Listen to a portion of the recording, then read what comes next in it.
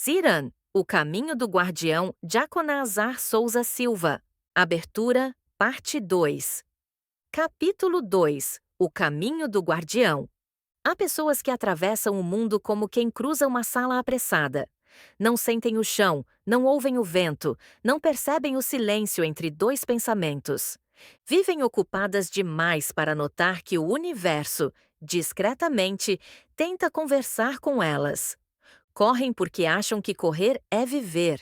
Falam porque temem o espaço entre as palavras. Dormem despertas, acordam adormecidas. Mas o guardião começa diferente. O guardião começa escutando. Ele não desperta quando vê luzes no céu, nem quando encontra criaturas invisíveis. Desperta quando finalmente consegue ouvir a si mesmo, aquele sussurro interno que não exige resposta, apenas presença. Há um instante, curto, limpo, silencioso, em que a vida pergunta: Você está acordado? Muitos não escutam, alguns escutam e ignoram, poucos respondem. Jaconazar foi um desses poucos. E esse despertar não aconteceu em terras distantes, mas no lugar onde sempre esteve. O recanto das estrelas, um dos raros pontos da Terralis onde a vigília ainda respira. 1. A primeira verdade. Há algo em mim que não quer dormir. Não é frase mística, não é sinal sobrenatural. É o momento em que a primeira casa, a vigília, abre os olhos dentro da alma. O guardião percebe que existe dentro de si uma centelha que recusa a vida automática, que não aceita viver na superfície, que deseja sentir a realidade como quem toca um rio com as próprias mãos. Esse chamado não pede pressa, não promete glória, não exige fé, pede apenas atenção, porque atenção é o primeiro dom do guardião. Não o dom de ver o futuro, mas o dom de ver o presente, o único lugar onde o universo realmente fala, e fala baixinho. 2. A primeira regra: vigiar não é controlar. Muitos confundem vigília com tensão, acham que estar atento é viver à beira do medo. Mas vigiar não é apertar o corpo, não é desconfiar de tudo, não é erguer muralhas internas. Vigiar é apenas perceber. Perceber onde você está, perceber o que sente, perceber que o mundo muda quando você muda. O desatento reage. O vigilante responde. E responder é um ato de liberdade. Assim, a primeira casa se manifesta. O olho que vê abre a percepção do guardião.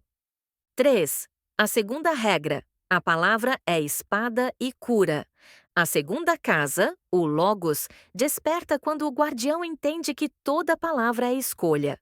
A palavra pode ferir como lâmina, pode curar como bálsamo, pode abrir caminhos esquecidos ou destruir pontes que levaram anos para nascer. Por isso, o guardião fala menos e coloca a alma inteira em cada palavra. Não fala para vencer, não fala para convencer, não fala para parecer sábio. Fala para revelar o que é simples, fala para não ferir. Quando a palavra é verdadeira, ela pesa menos que o ar e mais que o silêncio. Parábola 1. O velho da cidade sem portas. Havia uma cidade cercada por muralhas, mas sem portas. Como vocês entram e saem? Perguntou um viajante. O velho guardião respondeu: Quem deseja entrar encontra meios. Quem deseja sair descobre que nunca esteve preso. O viajante não entendeu. O velho sorriu. As únicas paredes que importam não são feitas de tijolos, são feitas de medo. E o guardião é aquele que aprende a atravessá-las por dentro. 4. A terceira regra.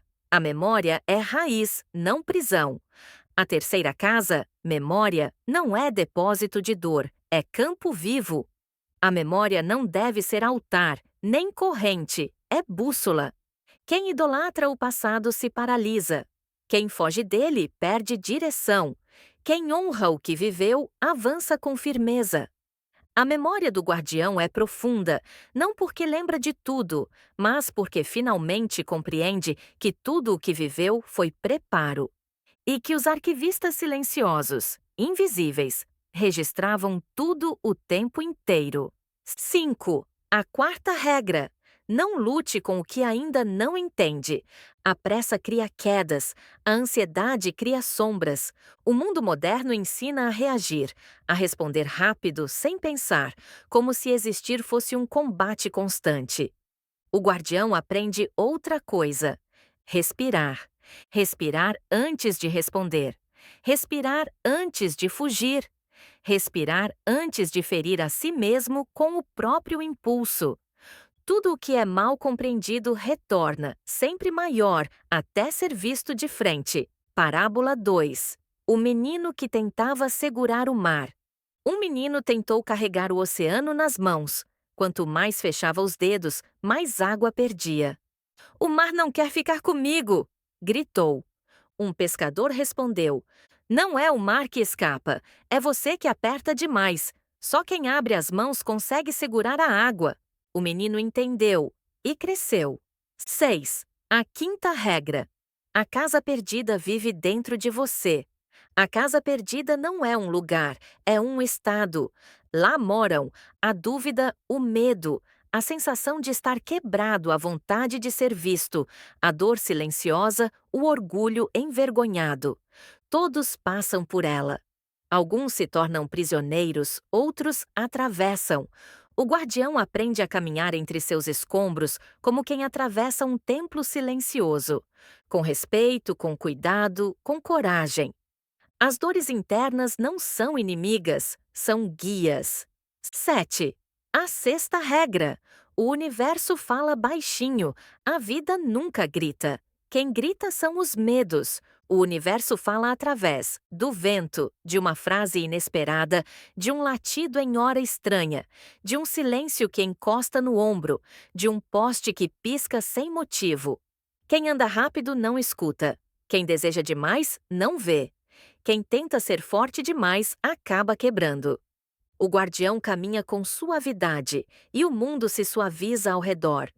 Oitava, a sétima regra: Ziran não é meta, é retorno.